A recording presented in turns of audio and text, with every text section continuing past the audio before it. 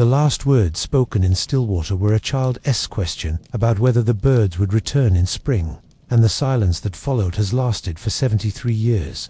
Before we continue, if you'd like to join me for more stories like this, feel free to subscribe. I share a new one every day. And, if you don't mind, leave a comment and tell me where you're listening from and what time it is for you right now. I love seeing how far these stories travel. The village sits in a fold of the Carpathian Mountains, accessible only by a single road that winds through pine forests, so dense they seem to swallow light. Most maps don't show it anymore, and a few that do mark it with a symbol that might mean abandoned or might mean something else entirely. The cartographers who created those maps never visited Stillwater themselves. They worked from older maps, from records that predate the silence, copying coordinates and contours without understanding what they were documenting. But the village isn't abandoned. That's the thing that makes it remarkable, that transforms it from a simple ghost town into something far more unsettling. People still live in Stillwater, somewhere between 60 and 70 souls, though the exact number is difficult to determine because they don't respond to census takers, don't answer questions, don't acknowledge visitors in any conventional way. They simply continue their lives in perfect, absolute silence, maintaining a collective muteness that has persisted across 3 generations. Dr. Sarah Chen first heard about Stillwater during a conference on trauma and collective memory, though the village wasn't the subject of any official presentation. Instead, it came up during drinks afterward, a story shared by a Romanian colleague who spoke about it in the careful way people discuss things they're not entirely sure they believe. A village where no one speaks. Not since the winter of 1951, not a single word in 73 years. Sarah had been skeptical. Naturally, stories like that always turned out to be exaggerations, urban legends built on kernels of mundane truth, a religious community that practiced silence during certain hours, a rural area where locals were simply unfriendly to outsiders, something explicable, something that made sense within the normal bounds of human behavior. But her colleague had insisted. He'd shown her photographs taken by various researchers over the decades, images that documented the same impossible thing. People going about ordinary lives without speaking, working in gardens, repairing buildings, walking to the village well, all in complete silence. Children playing games that required no words. Families sitting down to meals without conversation. A community functioning normally, except for the absence of the single thing that most defines human society. Sarah had made notes that evening, tipsy on wine and intrigued despite herself. She specialized in collective trauma, particularly in communities that had experienced sudden, catastrophic loss. She'd worked with survivors of natural disasters, terrorist attacks, genocides. She understood how trauma could manifest in strange ways, how groups could develop unusual coping mechanisms in response to unbearable experiences. But a village that stopped speaking entirely, that maintained its silence across generations, teaching children to live without language. If it were true, it would be unprecedented in the literature. Extraordinary, possibly. 6 months later, Sarah finds herself on that winding mountain road, her rental car straining up impossible grades, pine branches scraping against the windows. It's October, and the trees are engaged in their annual transformation, leaves turning colors that seem too vivid to be real. The air is sharp with the smell of decay and renewal. That particular autumn scent that makes everything feel liminal, suspended between states. She's alone. This is technically a preliminary visit, a scouting trip to determine if there's anything worth studying. Her university hadn't been enthusiastic about funding research into what sounded like a folktale, but she'd managed to scrape together enough grant money for a week's expenses. 1 week to visit the village, observe, document, and decide whether to pursue a more extensive study. The road narrows as it climbs, becoming less maintained until Sarah isn't entirely certain it qualifies as a road at all. Her GPS lost signal an hour ago, but she has paper maps and directions provided by her Romanian colleague. You'll know when you're close, he'd told her. The forest changes, becomes quieter. You'll understand when you experience it. Sarah had dismissed this as romantic nonsense, the kind of thing people say about remote places to make them seem more mysterious than they actually are. But now, as she drives deeper into the mountains, she finds herself understanding what he meant. The forest has become quieter, not silent, exactly. She can still hear wind moving through branches, the occasional bird call, the crunch of her tires on gravel, but something has shifted. The quality of sound has changed in a way she cannot quite articulate. The village appears suddenly, the trees parting to reveal a collection of buildings that look like they've grown organically from the landscape. Most are traditional Romanian construction, wood and stone with steep pitched roofs, designed to shed heavy snow. A church occupies the highest point, its spire reaching toward the overcast sky.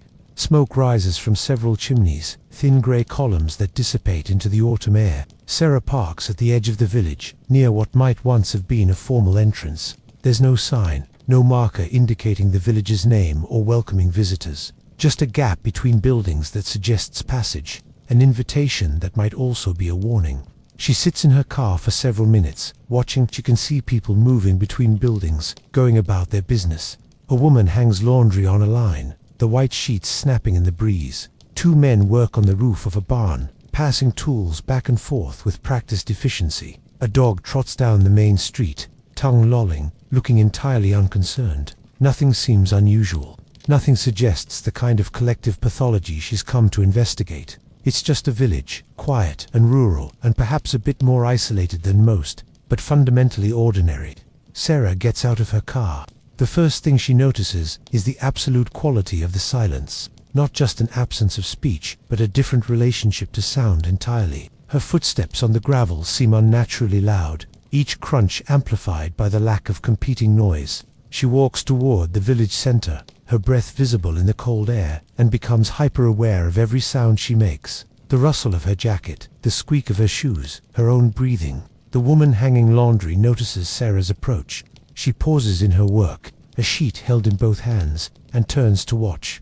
Her expression is neither welcoming nor hostile. It's simply observant, the way one might watch an unexpected bird land nearby. Sarah raises her hand in greeting. "Hello," she says, her voice sounding strange in the quiet. "My name is Dr. Sarah Chen. I'm a researcher." From the woman doesn't respond. She doesn't nod or shake her head or make any gesture of acknowledgement. She simply continues to stare, her dark eyes taking in every detail of Sarah's appearance. Then, with a movement so smooth it seems choreographed, she returns to her work, pegging the sheet to the line with wooden clothespins that don't squeak or click. Sarah tries again. "I'm here to learn about your community. I'd like to speak with someone about your history." She stops. The woman is clearly ignoring her, and continuing to speak feels somehow rude, like shouting in a library. Sarah stands awkwardly for a moment, then walks on, deeper into the village. The two men on the barn roof have stopped working. They watch her pass, their expressions mild and incurious. Sarah waves to them, tries another greeting, receives the same non-response. It's unnerving in a way that's difficult to articulate. They're not being actively hostile, not threatening or frightening, but their refusal to engage, their complete lack of reaction to her words, creates a profound sense of disconnection. The village center is a small square built around a well. Several buildings face the square, what appears to be a general store, a building that might be a school or community center, and the church she'd seen from the road. A few people are visible, going about their business with the same quiet efficiency she's observed in the others. Sarah approaches the general store, thinking that surely a merchant would be willing to engage with a customer, even a stranger. But when she enters, she finds the same pattern repeating. The shopkeeper, an older man with a magnificent white beard, acknowledges her presence with a glance, then returns to his work arranging canned goods on a shelf. The store is well stocked, Sarah notices, not prosperous exactly, but clearly functional. There are basic supplies, food items, tools, fabrics, everything a small community might need for self-sufficiency. And everything is meticulously organized, arranged with the kind of care that suggests this is more than just a business. It's a craft, a practice pursued with devotion. Sarah picks up a can of preserved vegetables, examines it, then carries it to the counter where the shopkeeper has positioned himself. She places the can down, pulls out her wallet, and waits. The shopkeeper looks at the can, then at Sarah. He doesn't speak, doesn't quote a price. Instead, he points to a small chalkboard hanging behind the counter. Prices are listed there for common items, written in neat Romanian script. Vegetables, cinque. Sarah places a bill on the counter. The shopkeeper takes it, makes change from a wooden box, and hands her the coins. His fingers are calloused, his hands showing the kind of wear that comes from decades of physical labor. But they're steady, precise in their movements. "Thank you," Sarah says. though she knows by now that she received no verbal response. I'm staying nearby for a few days.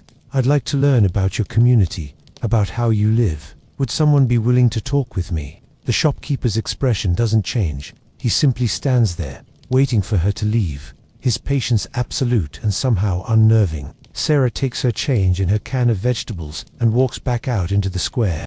She's beginning to understand the challenge she's facing. This isn't like other field research she's conducted, where the barriers were primarily language or cultural differences that could be overcome with time and effort. This is something more fundamental.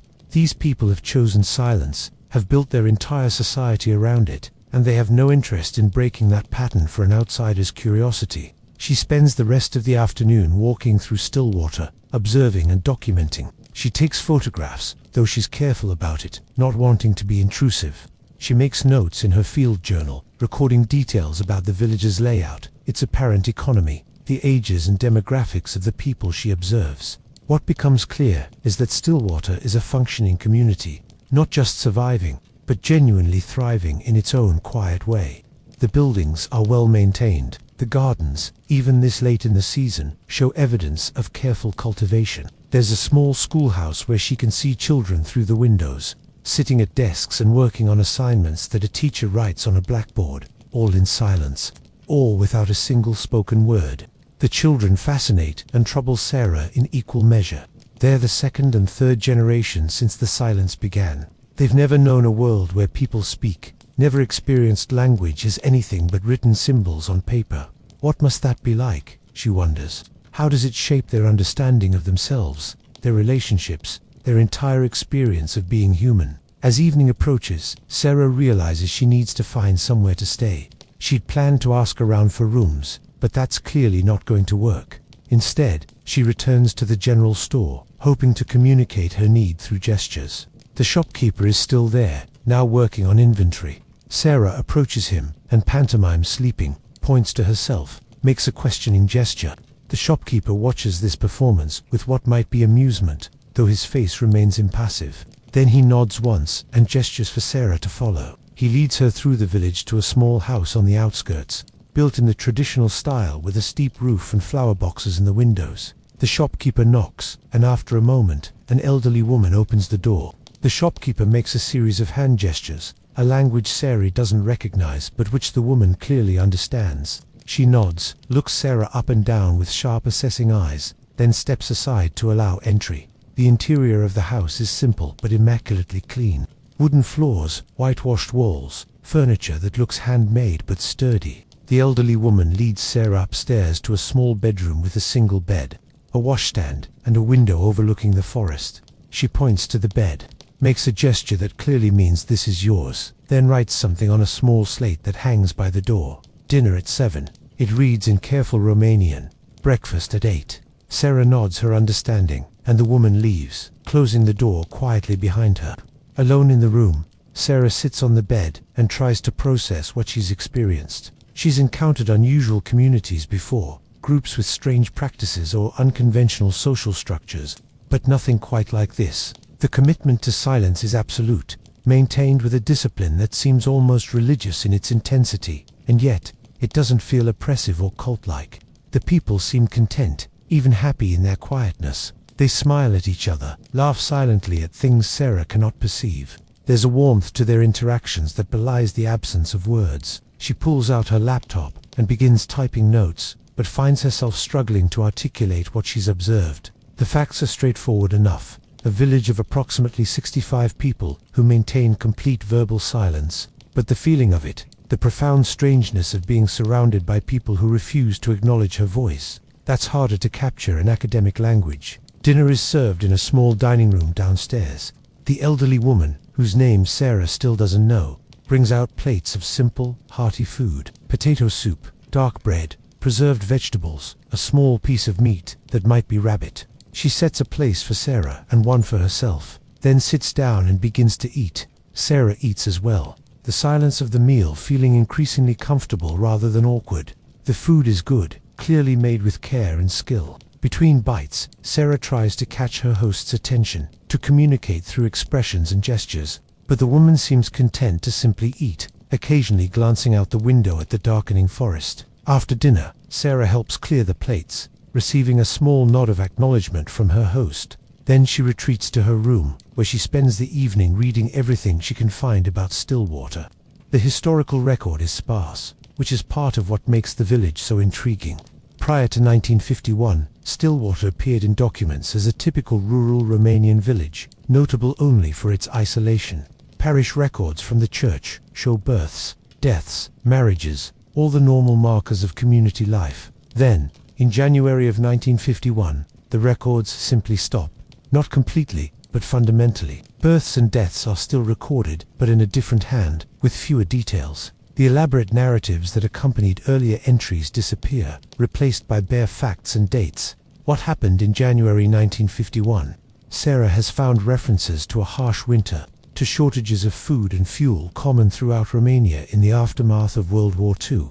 She's found mentions of political upheaval as the communist government consolidated power, but nothing specific to Stillwater.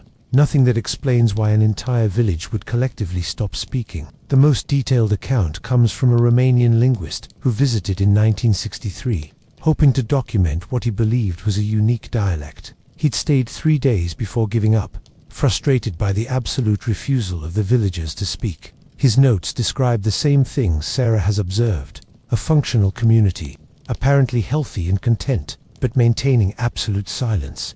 The linguist had concluded that it was some form of religious observance, though he acknowledged he had no evidence for this theory. Other researchers had visited over the decades, mostly anthropologists and sociologists, drawn by the mystery. All had encountered the same wall of silence. All had left with theories but no real answers. Sarah closes her laptop and lies in bed, listening to the profound quiet of the village night. No televisions murmur in neighboring houses. No conversations drift through windows. There's only the wind in the trees, the occasional creak of the house settling, the beating of her own heart. She wakes before dawn, pulled from sleep by something she cannot name.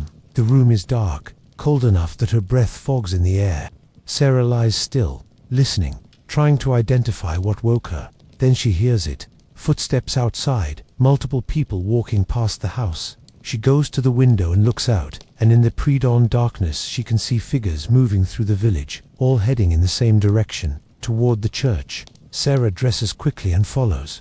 The church is old, older than most of the other buildings in the village. Its stones are dark with age and weather, and the wooden door is carved with intricate patterns that might be religious symbols or might be something else. Light glows from within, warm and golden, spilling out through the tall windows. Sarah approaches carefully, not wanting to intrude on what is clearly a private gathering.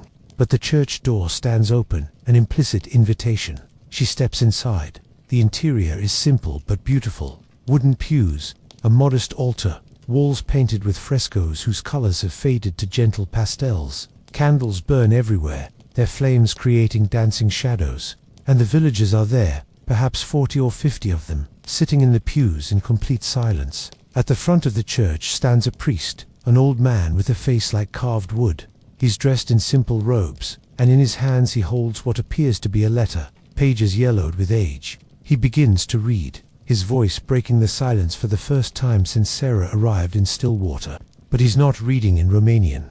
The language is unfamiliar to Sarah, something that sounds Slavic but isn't quite right. The words flow together, melodic and strange, filling the church with sounds that seem to resonate in the stones themselves. Sarah stands at the back, transfixed. This is speech, actual vocalization, but it feels different from normal language. It's more like music, like a chant that carries meaning beyond words. The priest's voice rises and falls, and the villagers sit motionless, listening with an attention so complete it seems to pull the very air toward them. The reading lasts perhaps 20 minutes. Then the priest carefully folds the pages, places them on the altar, and makes a gesture that might be a blessing.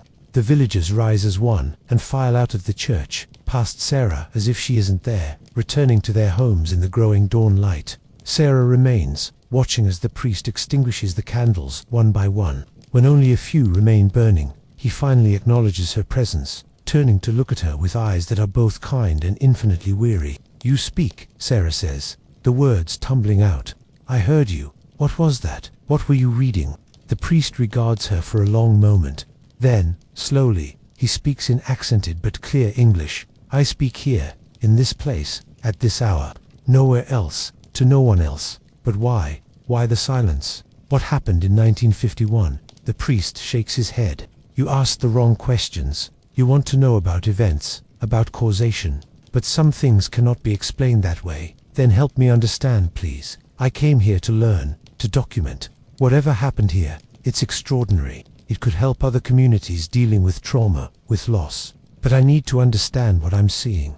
The priest extinguishes another candle, and in the growing darkness his face becomes harder to read. You assume trauma. You assume loss. Perhaps we simply chose a different way. No one just chooses to stop speaking. Language is fundamental to human nature, to how we build relationships and understand ourselves. To abandon it collectively, that requires something more than choice. Something must have happened. Something is always happening. The priest says quietly, the question is whether we allow it to define us or whether we define our response to it. He extinguishes the last candle, except for one, which he picks up in a brass holder. In its light, his face looks ancient, carved from the same stone as the church itself. I will tell you a story, he says. Not the story you want, perhaps, but the only story I can tell. Sarah nods, hardly daring to breathe, afraid that any movement might break this moment and return them to silence. The priest sits in the front pew, and Sarah sits beside him. The single candle burns between them, its flame steady and golden. In the winter of 1951, the priest begins. The world was still broken from war. Romania had fought on the wrong side, then switched to the winning side, but it didn't matter. We were broken either way. The new government was consolidating power, sending its representatives into every village, every town. They wanted loyalty, wanted conformity, wanted everyone to speak the right words, to say the right things. One of these representatives came to Stillwater, a young man, zealous and ambitious, determined to prove himself. He called a meeting in the village square, demanded that everyone attend. He spoke about the new Romania, about progress and modernization, about leaving behind the superstitions and backwardness of the past, and he demanded that the villagers denounce the old ways. Specifically, he wanted them to denounce Father Andre, who was priest here before me. Father Andre had been speaking against the government. You see, nothing treasonous, nothing that would warrant arrest, simply expressing concern about policies that were hurting rural communities, about requisitions that left people hungry. The representative wanted public denunciations. He wanted villagers to stand up and speak against their priest, to demonstrate their loyalty to the new order. And he made it clear that refusing to speak would be taken as evidence of disloyalty. The priest pauses, his eyes distant with memory. For 3 hours, he demanded that someone speak. He threatened, he cajoled, he promised rewards and hinted at punishments. And for 3 hours, the villagers remained silent. Every single person, from the oldest to the youngest, refused to say a word. The representative became increasingly frustrated, then angry, then something beyond anger. He arrested Father Andre, had him dragged away, and as the old priest was being taken, he turned to the villagers and said something. The last words spoken in Stillwater before the silence. What did he say? Sarah whispers. The priest looks at her, and in the candlelight his eyes are depthless. He said, "If speaking serves only lies, then let silence serve truth." Sarah feels something cold settle in her stomach, and that's when it started. The silence. That's when we chose it, collectively, unanimously, without discussion or debate. The representative left, taking Father Andre with him. We never saw the old priest again, and we never spoke again. Not to each other, not to outsiders, not to the authorities who came later demanding answers. The government sent officials, investigators, even doctors who believed we were suffering from some form of collective hysteria. But how do you treat or punish people who simply refuse to speak? How do you break a silence that is chosen, maintained, protected? Eventually, they left us alone. We were too small to matter, too remote to be worth the effort. And we remained here, living our lives, maintaining our silence. But why continue? Sarah asks. The government changed. Romania is a democracy now. Whatever threat you faced then, it's gone. Why not speak again? The priest smiles, and there's something sad in it, because we discovered something in the silence, something we hadn't expected. What truth? Clarity, a way of being with each other that doesn't require the constant negotiation that speech demands. When you cannot speak, you must truly see. You must attend to others in ways that speech allows you to avoid. We developed a language, yes, hand signs, written words, a system that allows us to communicate necessary information. But we lost the ability to lie easily, to manipulate with clever words, to hide behind language. The silence made us honest, made us present, made us real to each other in ways we had never been before. Sarah struggles to process this. But children, you're raising children who can't speak. How is that not abuse? How is that not depriving them of something fundamental? They can speak, the priest says quietly. Physically, there is nothing preventing them. We don't cut out tongues or damage vocal cords, we simply teach them a different way. And when they turn 18, we give them a choice. Stay in Stillwater and maintain the silence, or leave and join the speaking world. Most choose to stay. Most, not all. Perhaps 1 in 10 leaves, goes to cities, learns to speak fluidly, builds a life elsewhere. We don't prevent them. We don't make them feel guilty for choosing differently. The silence must be chosen to have meaning. The candle flickers, and the priest watches the flame dance. You came here looking for trauma, he continues, for damage that needs healing. But what if this is healing? What if the silence is how we processed what was done to us, how we claimed agency in the face of oppression? The government wanted to control our speech, so we took speech away entirely. They wanted us to say certain things, so we said nothing. It was the most powerful form of resistance we could imagine. Sarah sits with this, turning it over in her mind. It's not the answer she expected, not the pathology she came to document. It's something more complex, more philosophically challenging.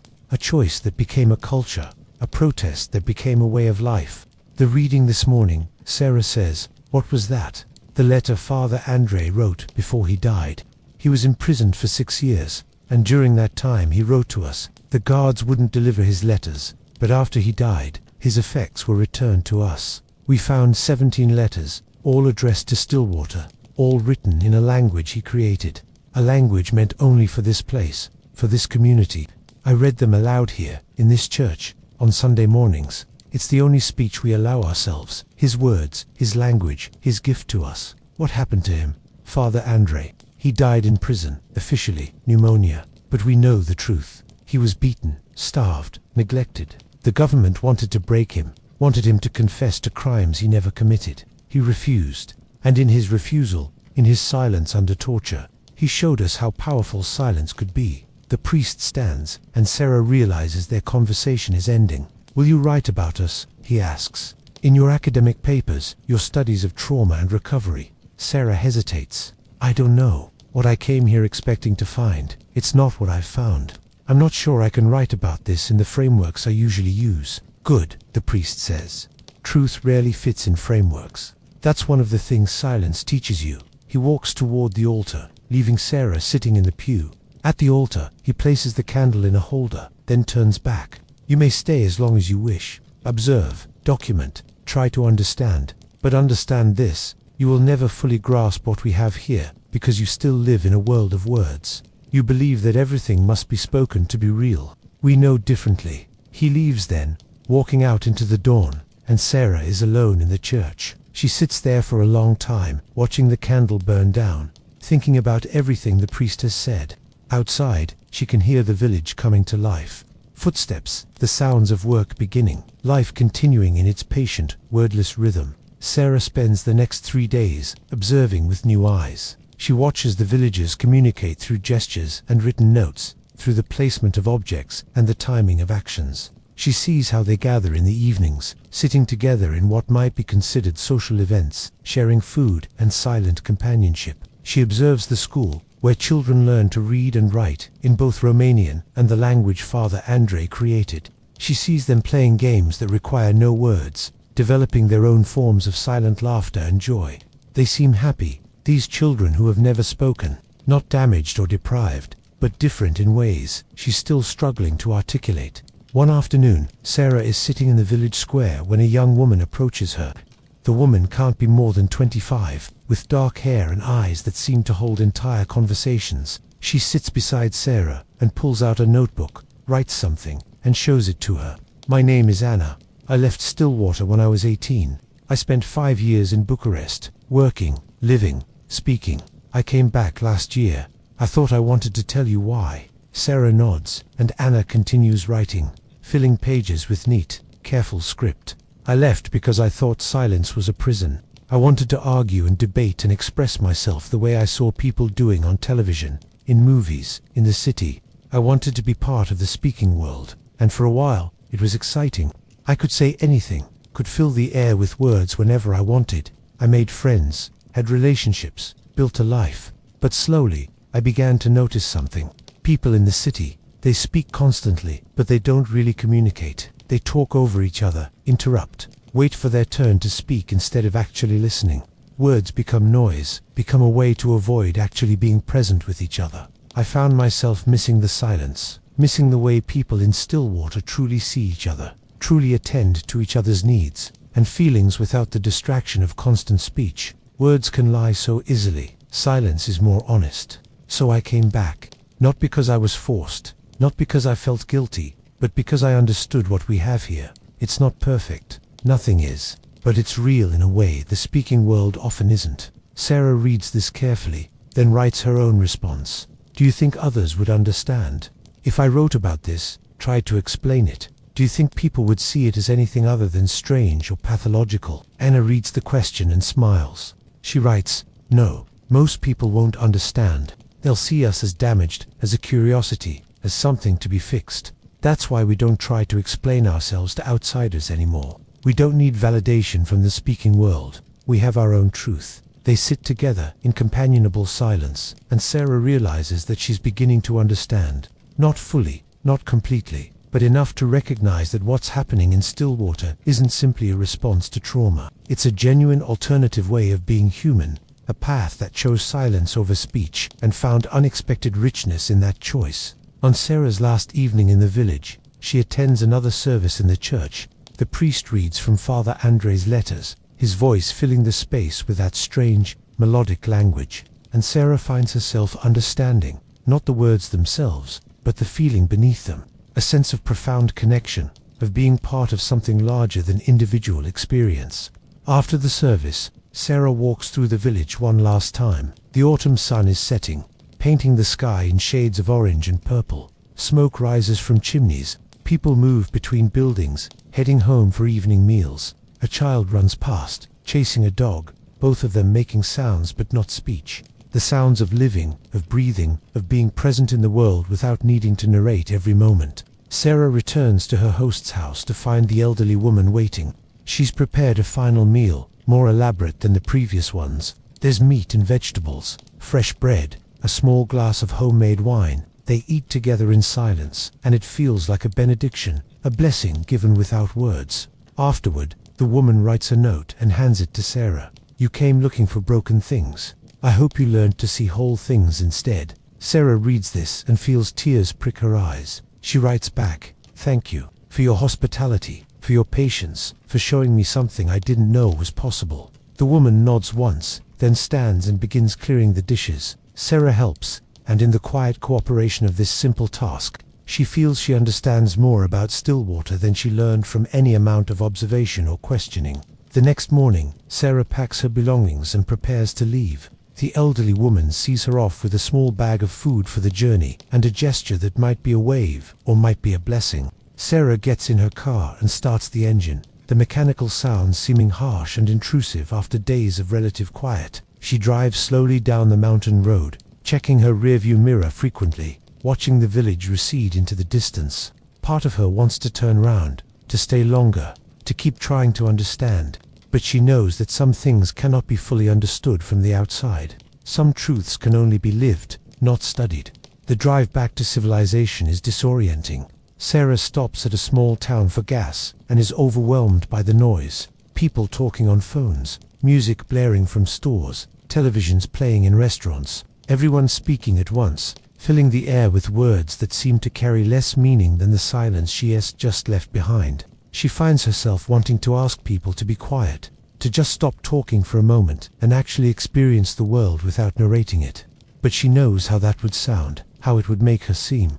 The person who spent a week with the silent village and came back strange. Back in her apartment in Cluj-Napoca, Sarah tries to write up her observations. She fills pages with notes, records hours of voice memos describing what she saw and experienced. But every time she tries to organize it into something coherent, something that would fit the academic frameworks she's supposed to use, it falls apart.